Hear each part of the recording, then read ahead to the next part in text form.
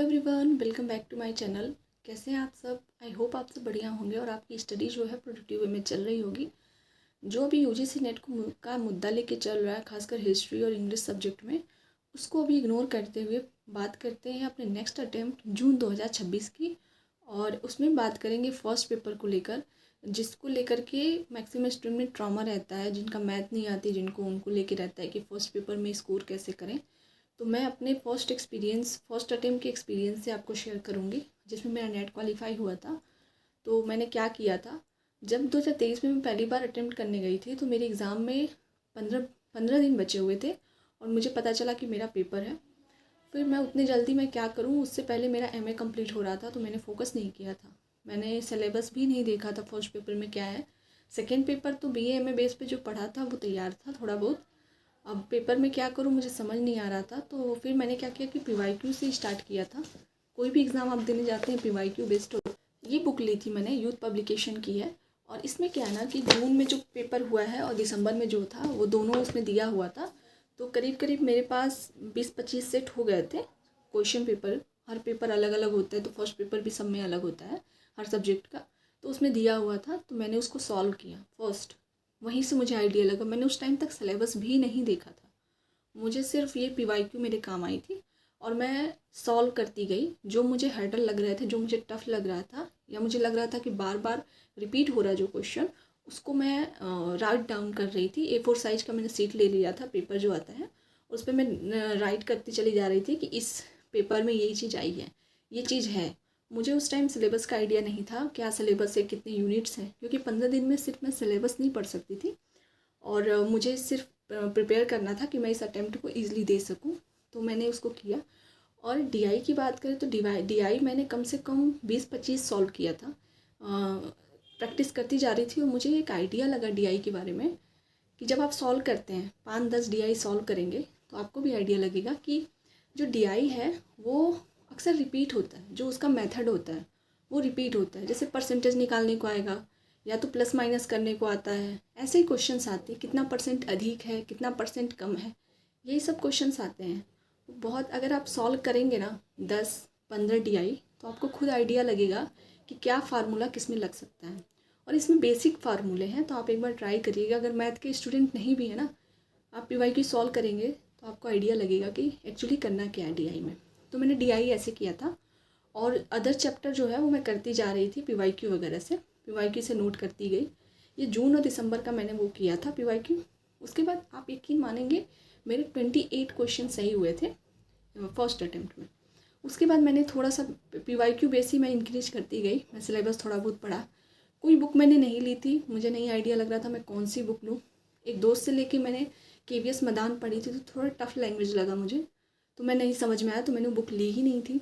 अब मुझे समझ नहीं आ रहा था कि क्या करें। इसमें क्या है कि मेरा फर्स्ट पेपर में पीवाईक्यू से ही मेरा 30-31 क्वेश्चन सही हो रहे थे। मुझे लगता था इतने से हो जाएगा, बट मेरी फ्रेंड ने मुझे पिछले अटेम्प्ट में बताया, सजेस्ट भी किया था कि मुझे ना फर्स्ट पेपर पे प्रैक्टिस करनी चाहिए और मुझे थोड़ा एफर्ट ज़्यादा देना चाहिए, क्योंकि मेरा पेपर जो है मुझसे तैयार है।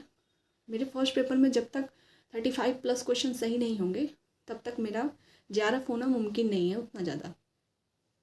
मैंने फर्स्ट पेपर पे वर्क किया, और वर्क इन सेंस किया कि मैंने पहले मैराथन क्लास से स्टार्ट करी थी। मुझे कुमार भरत सर का नोट्स जो वीडियो उनका है मुझे नहीं पता था, तो मैंने देखिए हायर एजुकेशन का ऐसे एक और सीट पे मैंने नोट्स बनाई थी, आप भी देख लीजिए।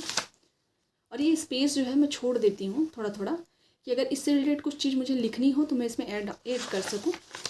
ये देखिए मैंने हायर एजुकेशन की नोट्स बना रखी थी मैराथन क्लास से, कुछ ऐसी थी। और ये बताइए मैं 3 अटेम्प्ट पहले इसको बनाई थी और आज भी ये मेरे लिए यूज़फुल है।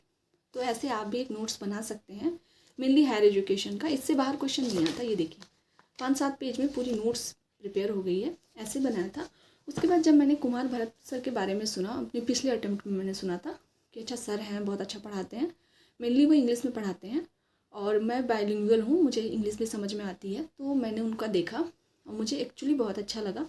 और फिर मैंने एक पूरा पेयर कॉपी बना ली थी कि मुझे अपनी नोट्स प्रिपेयर करनी है सर के हिसाब से। तो ये देखिए मैंने नोट्स अपनी प्रिपेयर करी है। ये टीचिंग एप्टीट्यूड का है। आप यकीन मानिए इस पूरे कॉपी में, इतनी पतली कॉपी में आपके 7 यूनिट कवर हो जाते हैं, क्योंकि हायर एजुकेशन का मैंने अलग से बना रखा है और इन्वायरमेंट इकोलॉजी जो है वो मैंने अपनी फ्रेंड की नोट से पढ़ी थी। 2 यूनिट छोड़ के 7 इसमें से कवर हो जाता है। DI मैं PYQ से करती हूँ, मैंने पहले ही बताया आपको। ये देखिए, इसमें भी नोट्स बनाने का एक तरीका है। जैसे ये टॉपिक ख़त्म हो रहा तो मैंने ये पेज छोड़ दिया है। क्यों? जब मैं PYQ करूँगी तो इसमें अगर मुझे नोट डाउन करना होगा तो मैं इसमें नोट डाउन करूँगी, अगर मुझे कुछ नई चीज़ मिलती है तो। इसलिए जब भी आप नोट्स बनाएं तो ऐसे पेज छोड़ छोड़ के बनाएं, कुछ पेज एक्चुअली छोड़ दें जिससे कि आगे आप ऐड कर सकें।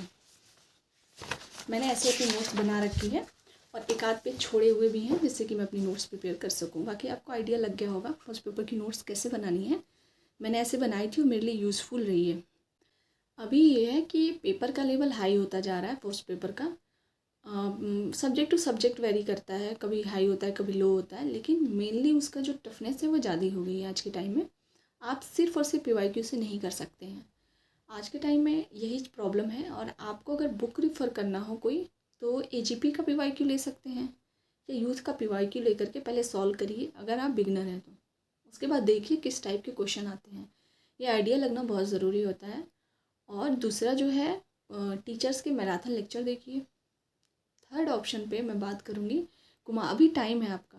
आप कुमार भरत सर के सारे जो उन्होंने प्लेलिस्ट बना रखी हैं फर्स्ट पेपर के लिए, आप सारा देख जाइए और एक नोटबुक बना लीजिए जिसमें सारे नोट्स करते जाइए, जिससे कि आपको रिवीजन में आसानी हो। आप पूरा का पूरा उनका लेक्चर जो प्लेलिस्ट है सब देख लीजिएगा, क्योंकि अभी आपके पास टाइम है। आप वीडियो देख करके रिवीजन कर सकते हैं। और मैराथन क्लास की बात है तो हायर एजुकेशन आप CU सर से पढ़ सकते हैं, वो बहुत बेस्ट पढ़ाते हैं हायर एजुकेशन, आप उनसे पढ़िए। और भी कोई सी चीज़ का मैराथन चाहिए तो मेरे टेलीग्राम का लिंक दिया हुआ है, आप जुड़ जाइएगा। एग्ज़ाम से पहले जो मैराथन आती है मैं लिंक भेज दिया करूँगी कि कौन सा अच्छा है कौन सा नहीं है, तो मैं भेज दूँगी आपको, आपको देख लीजिएगा वीडियो। फर्स्ट पेपर को लेकर आपकी कोई क्यूरीज़ हो, कोई क्वेश्चन हो आपके, तो आप कमेंट करिएगा या टेलीग्राम पे डायरेक्ट मैसेज करिएगा, मैं रिप्लाई करूँगी। और चैनल को लाइक शेयर सब्सक्राइब करिए। Thank you so much.